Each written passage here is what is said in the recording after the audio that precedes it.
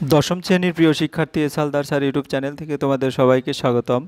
আজকে তোমাদের আরেকটি নতুন ভিডিও নিয়ে এসেছি, ভৌত বিজ্ঞান মডেল প্রশ্ন সিলেবাস সহ। দশম শ্রেণী ক্লাস 10 প্রথম পর্যায়ক্রমিক মূল্যায়ন 2025 সেট নম্বর 1 40 মার্কের প্রশ্ন। আমি বিশ্লেষণ সহ সম্পূর্ণ সমাধান দেখাবো।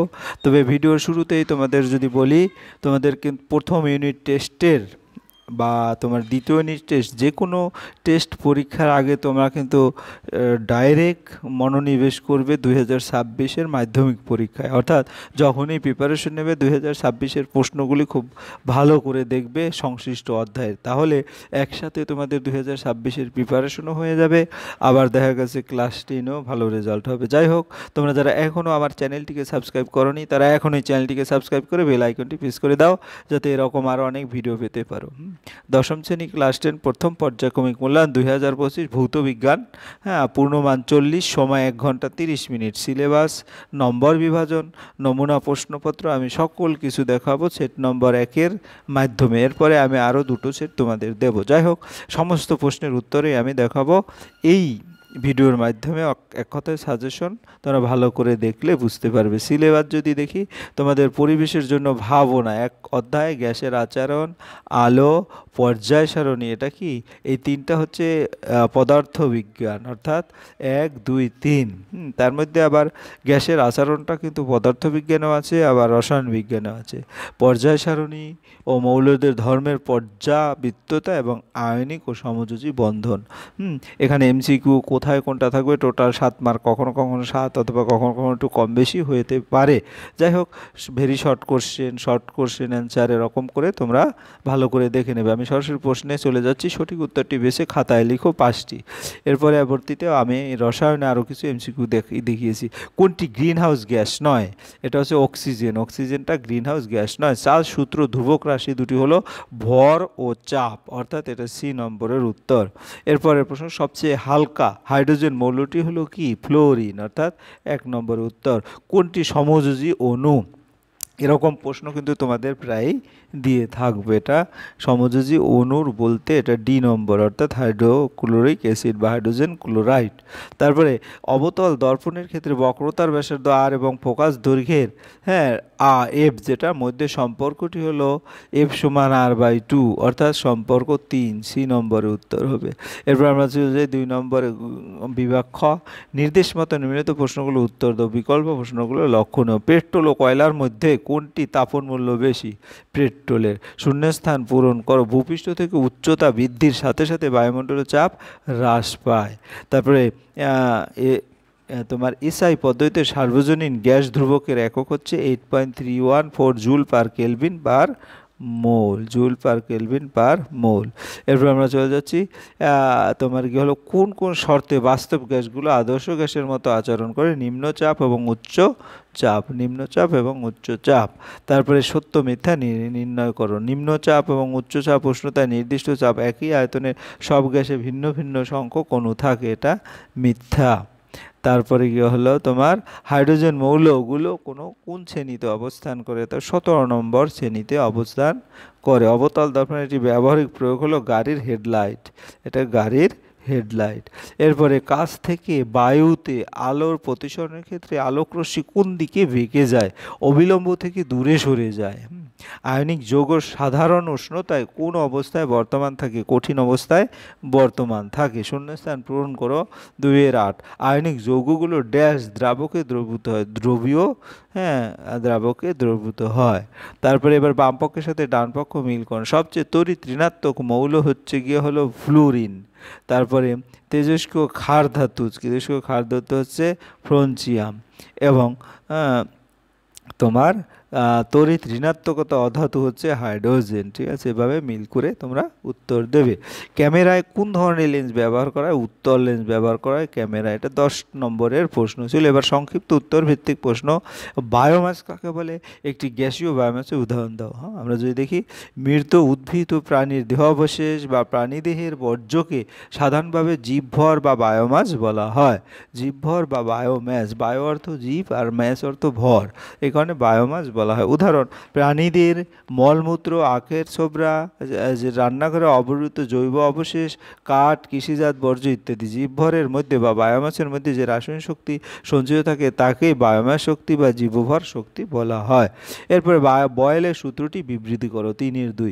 স্থির উষ্ণতায় নির্দিষ্ট ভরের কোনো গ্যাসের আয়তন গ্যাসটির চাপের সঙ্গে ব্যস্তানুপাতে পরিবর্তিত হয়। গাণিতিক: স্থির উষ্ণতায় কোনো নির্দিষ্ট ভরের গ্যাস আয়তন ভি, চাপ পি হলে বয়েলের সূত্র অনুযায়ী ভি সমানুপাতিক 1/p, যখন গ্যাসের ভর উষ্ণতা স্থির থাকে, অর্থাৎ V equal K into 1/p, যেখানে কে একটি সমানুপাতিক ধ্রুবক।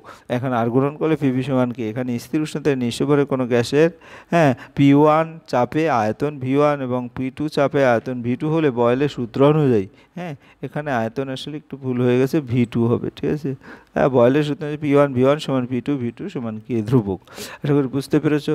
এরপর আদর্শ গ্যাস সমীকরণটি লিখো, অথবা যেটা আছে আদর্শ গ্যাসের সমীকরণ আমাদের প্রতিপাদনেও আসে, আবার দেখা গেছে অঙ্ক করার ক্ষেত্রেও আসে। কিন্তু যাই হোক, নির্দিষ্ট ভরের কোনো গ্যাসের পরম স্কেল উষ্ণতাটি এবং উষ্ণতায় চাপ ও আয়তন যথাক্রমে পি ও ভি হলে বয়েলের সূত্র হচ্ছে ভি সমানুপাতিক 1/p, যেখানে টি ধ্রুবক, এবং চার্লসের সূত্র হচ্ছে ভি সমানুপাতিক টি, যেখানে পি ধ্রুবক। যৌগিক ভেদের সূত্রের সাহায্যে দুটি ভেদ সম্পর্ক সমন্বিত করে পাওয়া যায় ভি প্রপোর্শনাল টি/পি, যেখানে টি এবং পি উভয় পরিবর্তনশীল। V equal K into T P, এখানে কে একটি সমানুপাতিক ধ্রুবক। পিভি সমান কেটি বা P V by T equal K ধ্রুবক, যা কে গ্যাসের ভর ও মৌলের সংখ্যার উপর নির্ভর করে। এখন নির্দিষ্ট ভরে কোনো গ্যাসের T1 তাপমাত্রায় P1 চাপে আয়তন V1 থেকে পরিবর্তিত হয় গ্যাসের তাপমাত্রা T2 এবং চাপ P2 আয়তন V2 হলে P1 V1 by T1 P2 V2 by T2 সমান কে ধ্রুবক। এটা হচ্ছে আদর্শ গ্যাসের সমীকরণ। এরপরে আমরা যদি পরের প্রশ্ন যাই 3-3, দেখো নিম্নলিখিত অণুগুলোর কোনটি আয়নিক কোনটি সমযোজী। এই আয়নিক এবং সমযোজী অনেক প্রশ্ন আসে, কাজে একটা দুইটা পড়লে তোমাদের হবে না, তাই আমি বেশ কিছু প্রশ্ন তোমাদের প্র্যাকটিসের জন্য দিয়েছি।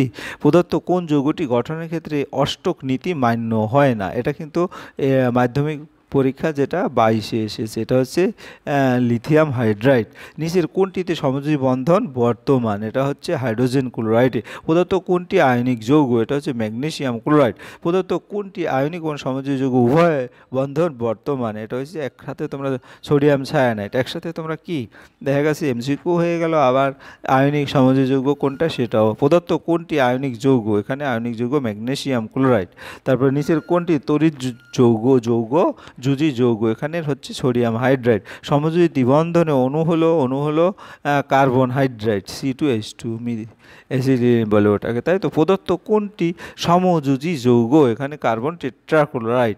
প্রদত্ত কোন যৌগটি সমযোজী দ্বিবন্ধন আছে। এখানে হচ্ছে কার্বন ডাইঅক্সাইড। যে মৌলের অণুতে দ্বিবন্ধন দেখা যায় তাকে বলে কি অক্সিজেন। নাইট্রোজেন অণুতে দুটি নাইট্রোজেন পরমাণুর মধ্যে কি প্রকৃতির বন্ধন অবস্থিত। সমযোজী এক বন্ধন, সমযোজী দ্বিবন্ধন, নাকি এরকম করে উত্তর, অর্থাৎ সমযোজী ত্রিবন্ধন। ক্যালসিয়াম অক্সাইড কি ধরনের রাসায়নিক বন্ধন বর্তমান। এটা কিন্তু মাধ্যমিক পরীক্ষার যে বোর্ড সেটা 18-তে এসেছে, তড়িৎযুতি বন্ধন।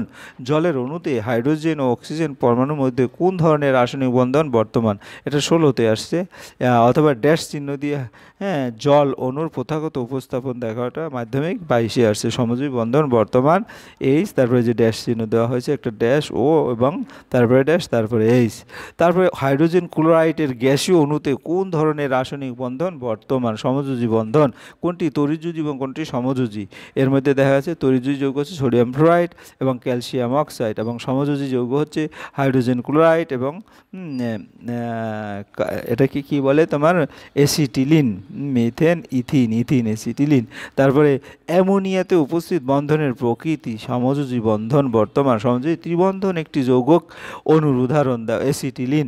একটি সমযোজী যৌগের উদাহরণ দাও যা অষ্টক নিয়মের ব্যতিক্রম। Barium chloride. হাইড্রোজেন ক্লোরাইড এবং ম্যাগনেসিয়াম ক্লোরাইড উপস্থিত বন্ধনের প্রকৃতি লেখো। হাইড্রোজেন ক্লোরাইড হচ্ছে সমযোজী যৌগ আর ম্যাগনেসিয়াম ক্লোরাইড হচ্ছে তৈজযী যৌগ। কোনটি সমযোজী কোনটি তৈজযী। এর মধ্যে দেখা যাচ্ছে তৈজযী হচ্ছে সোডিয়াম হাইড্রাইড, ক্যালসিয়াম ক্লোরাইড, এবং সমযোজী হচ্ছে জল এবং কার্বন টেট্রাক্লোরাইড। এটি সমযোজী তরল পদার্থের উদাহরণ। এটা মাধ্যমিক 22-এ আসছে জল। এই হচ্ছে তোমার টোটালি সমযোজী আয়নিক যৌগ। তোমরা এগুলো ভালো করে প্র্যাকটিস করবে আশা করি, তাহলে পরীক্ষায় সব কমন বেঁধে যাবে এবং মাধ্যমিকে যে প্রশ্নগুলো আছে সেগুলো একটু ভালো করে দেখবে। 3-4 অ্যামোনিয়া অণুর লুজ গঠন দেখাও। তো অ্যামোনিয়াতে সমযোজী বন্ধন বর্তমান, এ লুজ গঠন মানে ডট ডায়াগ্রাম নিচে দেওয়া হলো। দেখো এই যে অ্যামোনিয়া, নাইট্রোজেন এবং 3টা হাইড্রোজেন 3H। তো এটা যদি বিক্রিয়া যখন তারা ঘটায় তাহলে নাইট্রোজেনের সাথে কি আছে, এখানে দুইটা টোটালি 5টা আছে, তাই না? 5টার সাথে দেখা গেছে ইলেকট্রন, হ্যাঁ, সমযোজী বন্ধন কি করে, ইলেকট্রন শেয়ারের মাধ্যমে তারা সমযোজী বন্ধন গঠন করে, তাই তো।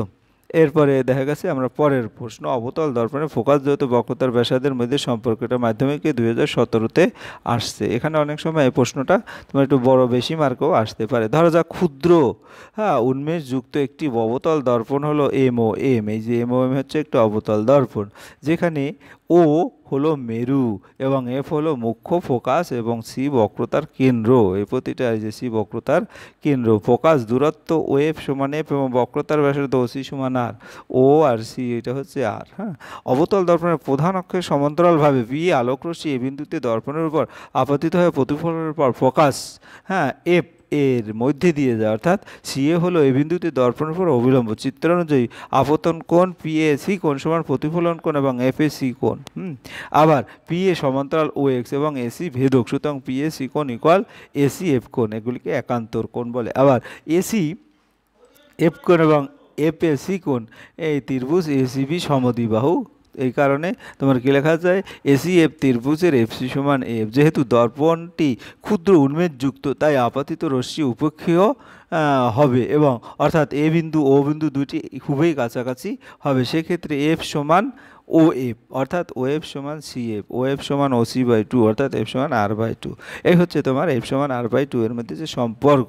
এরপরে আমরা যদি পরের প্রশ্ন যাই, দেখা গেছে তোমার 3-এর 6 A ও B মৌলের, হ্যাঁ, তোমার কি হলো ক্রমাঙ্ক যথাক্রমে 12 এবং 17, পরমাণু দুটি পরস্পর যুক্ত হলে কি জাতীয় হয়? আমরা যদি 3-এর মৌলের অবস্থান, হ্যাঁ, পারমাণবিক সংখ্যা 12 বলেছে, পারমাণবিক সংখ্যা মানে এটি ম্যাগনেসিয়াম এবং পর্যায় সারণী 3 নম্বর পর্যায় এবং 2 নম্বর গোষ্ঠীতে অবস্থিত। পারমাণবিক সংখ্যা 17 মানে এটা ক্লোরিন, পর্যায় সারণী 3 নম্বর পর্যায় এবং 17 নম্বর গোষ্ঠীতে অবস্থিত।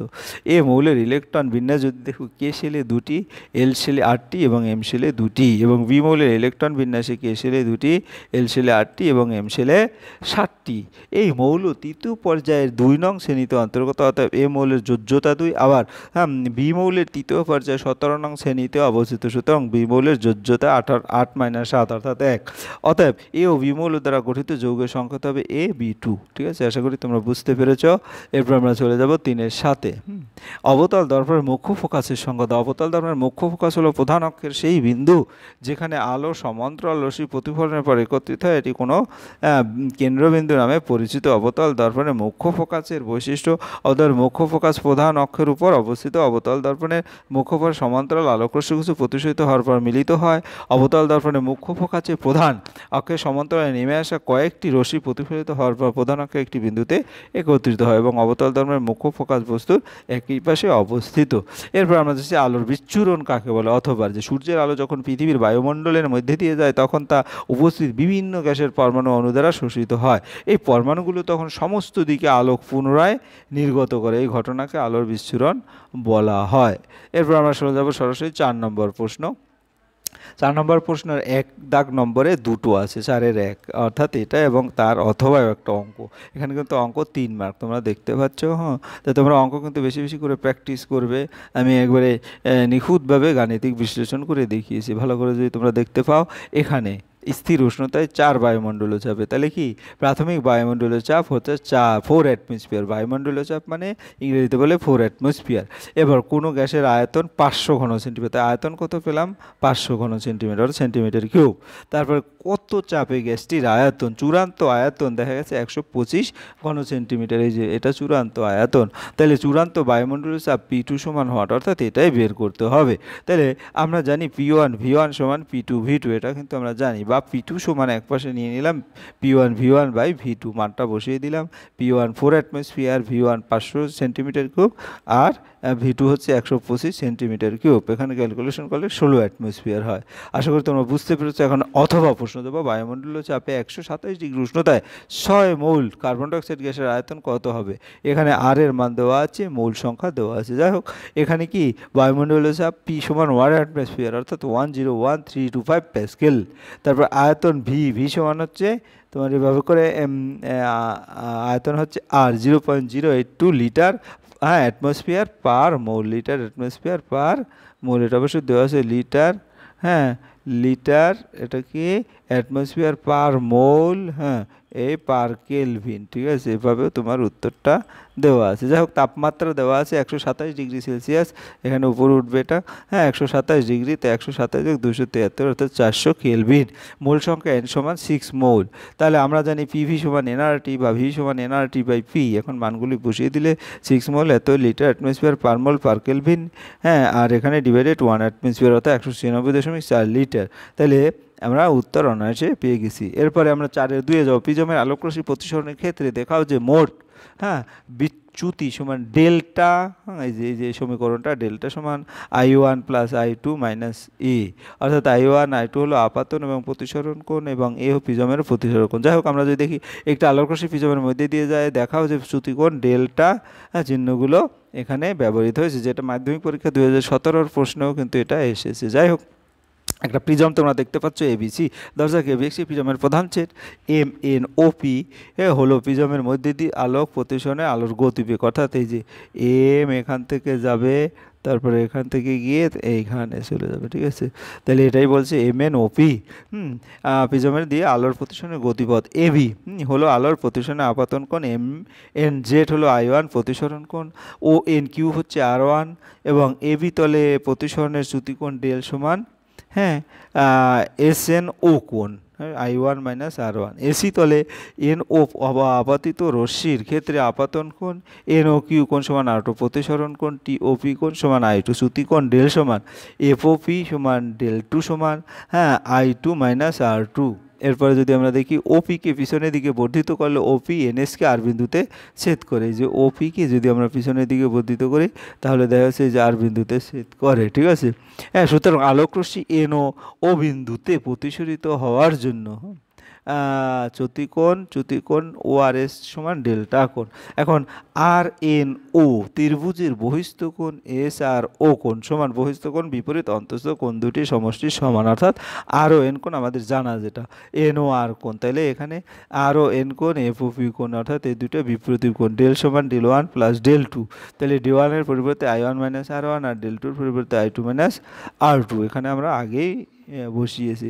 পরে আমরা যদি এখানে ক্যালকুলেশন করি, NOQ থেকে R1 plus R2 plus NOQ সমান 180, সেখান থেকে যদি আমরা চতুর্ভুজ ANQO এর এই দুটো কোণ সমান 90 প্লাস 90 180, তাহলে এই সমান সমান দিয়ে আমরা লিখতে পারি NAQ প্লাস NQO কোণ সমান 360 মাইনাস 180, অর্থাৎ 180 থেকে 1 নং ও 2 নং সমীকরণে তুলনা করে NAQ সমান R1 প্লাস R2, A সমান R1 প্লাস R2। এখন 1 নং সমীকরণে I1 প্লাস I2 আর R1 প্লাস R2 জায়গায় এ বসাইলে ডেল সমান I1 প্লাস I2 মাইনাস এ প্রমাণিত, একটা উপপাদ্যের মতো। তোমাদের আয়নিক ও সমযোজী যৌগের দুটি পার্থক্য, 4-এর 3 লেখো। দৈনন্দিন জীবনে ব্যবহৃত একটি করে সমযোজী আয়নিক যৌগের উদাহরণ দাও। আয়নিক ও সমযোজী বন্ধনের পার্থক্য। আয়নিক বন্ধনে ইলেকট্রনগুলো এক পরমাণু থেকে অন্য পরমাণুতে স্থানান্তরিত হয়, কিন্তু সমযোজী বন্ধনে পরমাণুতে ইলেকট্রন ভাগ করা, অর্থাৎ সমযোজী বন্ধনে একটি ইলেকট্রন অণু তৈরি করতে পরমাণুতে ইলেকট্রন ভাগ করা হয়।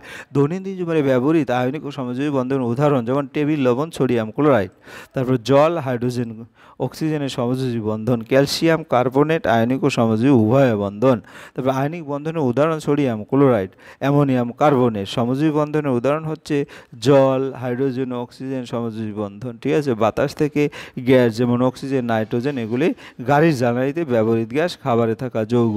এই হচ্ছে তোমাদের পূর্ণাঙ্গ প্রশ্নের সমাধান। আশা করি তোমরা যদি নিখুঁতভাবে ভিডিওটি দেখো এবং অঙ্কগুলি কিন্তু ভালো করে বুঝে করতে হবে। আমি মাত্র 2টো অঙ্ক দেখিয়েছি।